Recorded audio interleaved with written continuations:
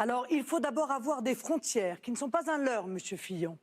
Il faut avoir des frontières nationales, car je ne vois pas comment on peut compter sur la Grèce ruinée ou sur l'Italie submergée pour pouvoir maîtriser le flux qui arrive de manière ininterrompue. Et donc, je vous dis ce soir que concernant les clandestins arrivés en Italie depuis le 1er janvier 2017, ils sont 66,8% plus importants que pour la même période de l'année dernière. Et ça, c'est chaque année. Bon. Nous n'avons plus rien à leur offrir. Nous avons 7 millions de chômeurs, nous avons 9 millions de pauvres qui doivent concentrer l'intégralité de notre énergie.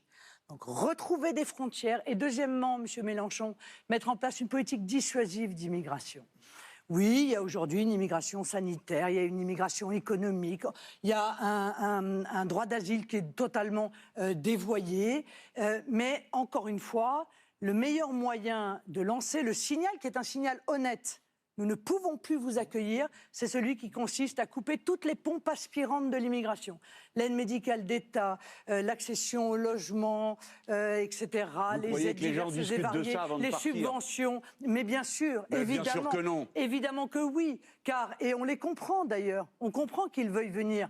Ils gagnent en France parfois sans travailler, parce qu'il n'y a pas de travail, 5 fois ou 10 fois plus que ce qu'ils gagnent en travaillant chez eux. Donc moi, je comprends qu'ils aient envie de venir. Mais moi, je suis là pour défendre le peuple français, sa sécurité, et je parle de sa sécurité parce que vous le savez bien, dans les flux de migrants qui continuent à arriver et qui vont continuer à arriver et à s'aggraver, des terroristes se sont glissés. Il y en a au moins 4, en tout cas, qui, lors des derniers attentats, s'étaient glissés au milieu du flux de migrants. L'État islamique nous avait prévenus. Il avait dit « Nous enverrons des soldats pour semer la mort sur votre territoire. » Nous aborderons, Madame Le Pen, nous aborderons un peu plus tard dans ce débat le thème du terrorisme. Nous devons, encore une fois, retrouver nos frontières et arrêter l'immigration parce que les Français n'en peuvent plus et ils n'en peuvent plus non plus qu'on dispatche les migrants dans l'intégralité de leur village sans même leur demander leur avis.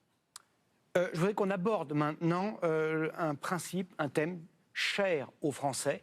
C'est même une particularité de la République française, c'est la laïcité. Plusieurs notions s'opposent, une laïcité stricte, une laïcité plus accommodante. Monsieur Macron, vous êtes partisan d'une laïcité stricte. Qu'est-ce que ça veut dire en quelques mots? Et nous poserons la question aux 4 autres candidats. Ça veut dire la laïcité telle que nos textes la définissent. La loi de 1905, les grands principes de la République. La laïcité, c'est ce qui protège. Et c'est ce qui permet de croire et de ne pas croire. Qu'est-ce que ça veut dire? Ça veut dire que la laïcité, c'est ce qui protège les enfants à l'école de tout port de signes religieux ostentatoires, de toute manipulation qui fait qu'ils tomberaient sous la houlette d'un tel ou un tel. La laïcité, c'est ce qui protège toute personne dans notre société de croire dans une religion ou une autre et de ne pas être pointé du doigt parce que telle est sa religion. C'est aussi celle qui protège tel ou tel autre de ne pas croire et donc de n'être soumis à aucune loi religieuse. Mais c'est surtout le respect à chaque instant des lois de la République, c'est-à-dire le fait qu'à aucun moment les lois de la religion dans l'espace public ne peuvent prévaloir sur les lois de la République. Et de la même façon que cette laïcité protège celui qui croit, eh bien elle protège par exemple une femme qui s'installe à un café de restaurant lorsque un tel ou un tel, au nom de sa religion, voudrait l'en éloigner. C'est ça la laïcité, c'est un bouclier. Et en aucun cas, une arme qui pointe du doigt. Jean-Luc Mélenchon, votre conception de la laïcité au quotidien? En quelques mots. Oui. Moi, je suis pour une laïcité respectée d'abord par les principaux France, comme on a le droit d'être ce qu'on veut, du moment que l'on n'empiète pas sur les règles et la liberté des autres. Comme disait la Grande Révolution, ma liberté s'arrête là où commence celle des autres. Benoît Hamon, votre conception de la laïcité, dans votre programme, vous dites que la République doit accepter des accommodes. Au quotidien? Écoutez, la laïcité n'a été contestée par personne pendant à peu près un siècle. Et puis, depuis un certain nombre d'années, il y a un... Non, quand même. Bah écoutez, il a fallu attendre 1906 pour que l'Église reconnaisse le suffrage universel. Depuis 1906. Ah bon? La réalité, c'est qu'il y a une montée du fondamentalisme islamiste dans notre pays depuis un certain nombre d'années. Voilà. Si on ne le dit pas, alors on refuse de regarder la réalité en face.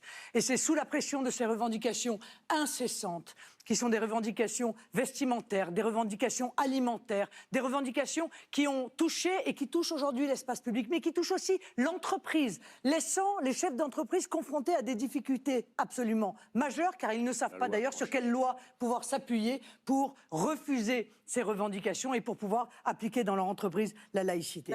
Alors non seulement il faut promouvoir la laïcité, mais il faut lutter contre le communautarisme. Et moi, je veux inscrire dans la Constitution, la République ne reconnaît aucune communauté. Je veux établir la laïcité partout, et notamment dans l'espace public. Et je veux que les règles qui s'appliquent à l'école depuis 2004 s'appliquent à l'ensemble de l'espace public. Je veux même l'inscrire, la laïcité, dans le code du travail, à son exception, dans le code du travail. Ah oui, la laïcité, comme ça vous arrange, mais on garde le concordat.